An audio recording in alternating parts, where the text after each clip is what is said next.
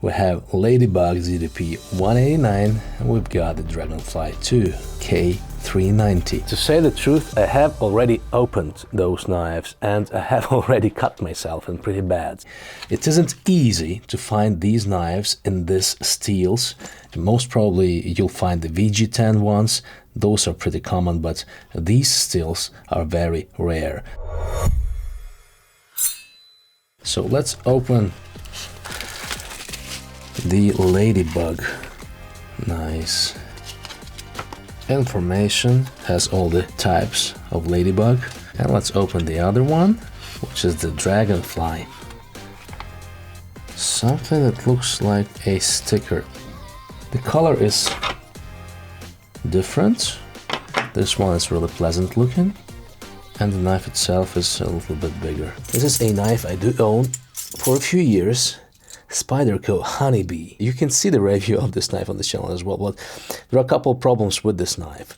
First of all, this size is great, but when you actually need to cut something like cut an apple or something, just some food, like it's your everyday carry, this size is a little bit not enough. Like having a tiny bit longer edge would be better, but that's not the main thing. The main thing is the steel type. This steel sucks. And like it doesn't even say what steel it is. It says China.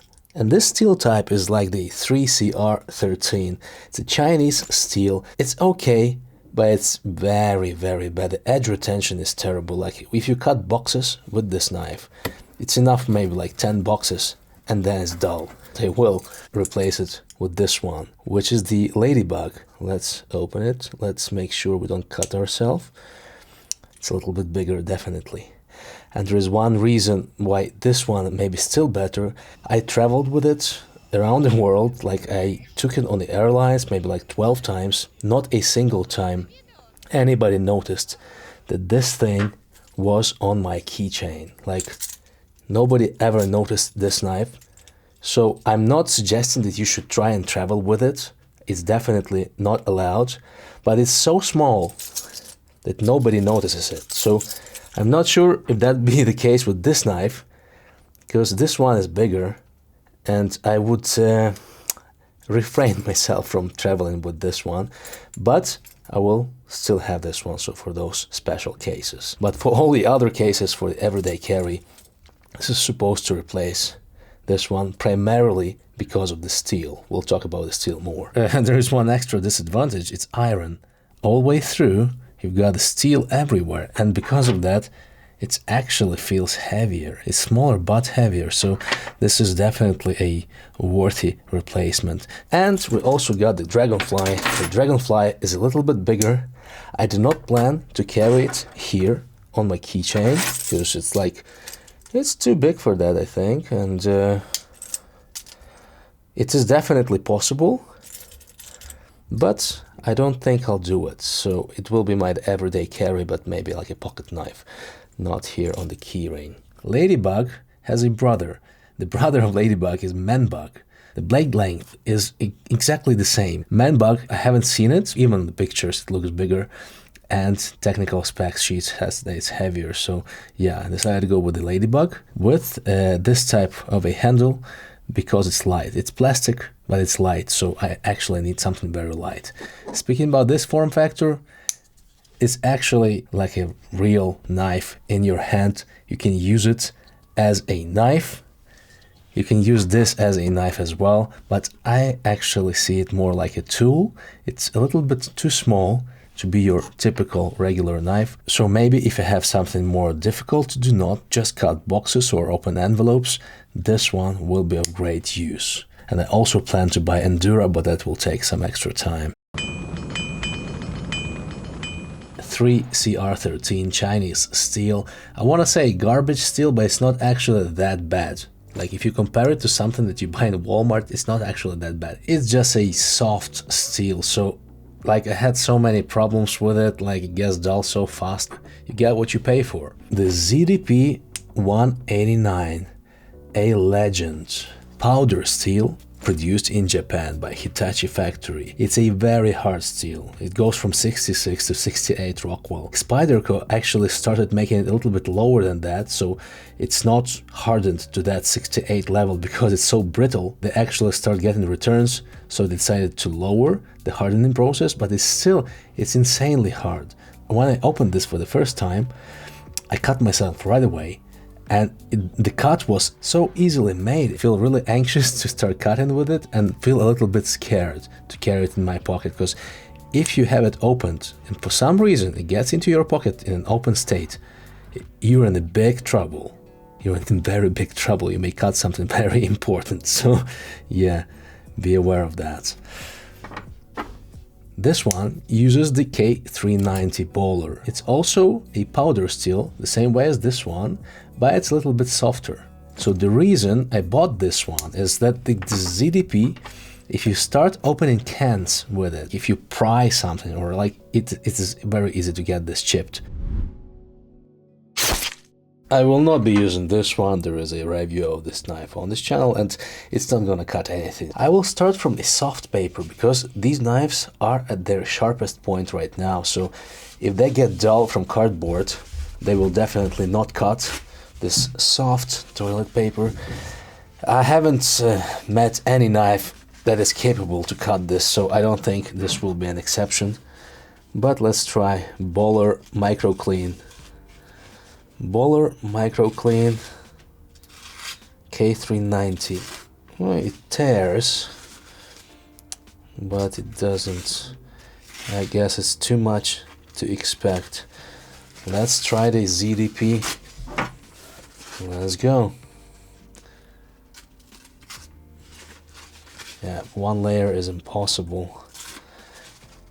And actually it's thinner. The knife itself is thinner, so it has higher chances. The geometry is slightly different. It did, actually. So let's try a typical office paper. This will go right through. I know it will slide. Dragonfly. Great. Actually, there is some resistance there. I do feel some resistance. It's not... It works. It does work. But probably due to the geometry, I feel this resistance. Ladybug is ZDP-189. It glides. The geometry is thinner, but it feels different. It's so smooth. Definitely different steel. You can feel it. And I mean, hard to explain, but yep, it feels different. Like very soft, very smooth. The smoothest feeling of cutting paper I ever tried. I haven't tried that many, but yep. Let's imagine we received a package from Amazon and we need to open it. It's a typical use case I always have. So use the Dragonfly. Yep. Gets the job done. However, the package got a little bit torn, so we don't really want that. We want our cut to be clean. So let's try this smaller. Yes. It's cleaner. It feels cleaner. Like you may cut something that's inside, so be aware of that. But the Dragonfly, because of that resistance, you see, it's not that smooth. So for opening envelopes, definitely this is the choice. It gives a softer, cleaner cut. Apart from that, we may want to open a box. So we cut a box, we have to do it because we need this box. It is alright, I like the grip. So Dragonfly works just great. Yeah, it cuts this box perfectly well. I do feel lots of resistance, but definitely doable, can be done. especially because of the grip. If you have to do it, like if you have to press heavily. Let's try the smaller knife.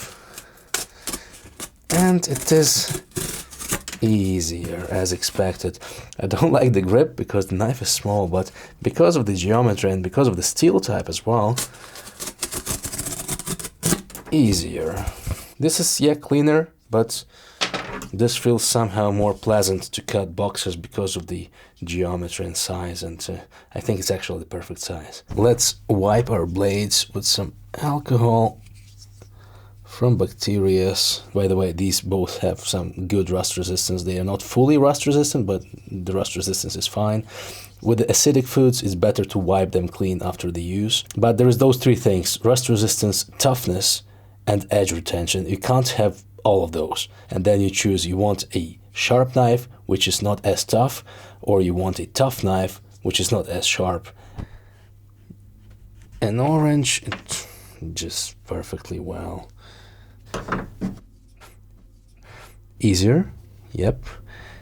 This knife is easier, but the grip actually is too small. So I'd prefer to cut oranges with Dragonfly. This one is fine, can be used, but because it's so sharp, you see how clean that is? It's insane. But it's a little small and the blade is not as long, so let's try the Dragonfly.